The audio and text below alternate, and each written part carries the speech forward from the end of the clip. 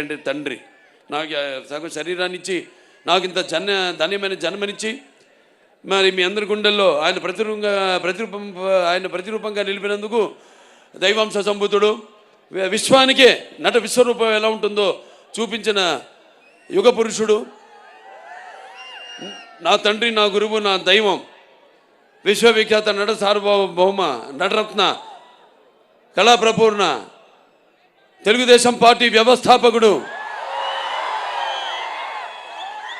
Doctor Padmashri Nandamuri Taraka Ramarao గారిని తలుచుకుంటూ, అలాగే నేను అంటుంటాను ఎప్పుడు,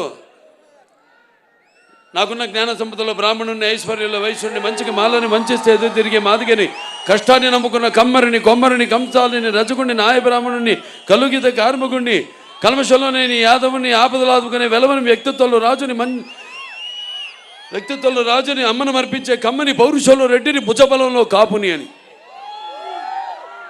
మరి ఇంతమంది కేవలం అభిమానులే కాదు.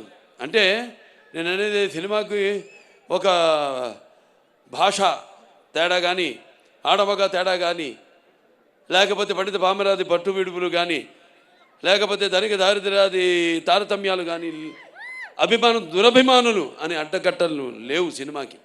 కాకపోతే నా అదృష్టం, మొన్నే సినిమా ఓపెనింగ్ చేశాం, 111వ సినిమా మల్లేని గోపిచంద్ గారితో. అందులో డైలాగ్ ఉంది అంటే ఆ రోజు మీరు అంటే చరిత్రలో చాలామంది ఉంటారు, కానీ సృష్టించిన చరిత్రను మరల తిరిగి రాసి సృష్టించేవాడు ఒక్కడే ఉంటాడు. నేనే ఈ చరిత్ర, నాదే ఆ చరిత్ర.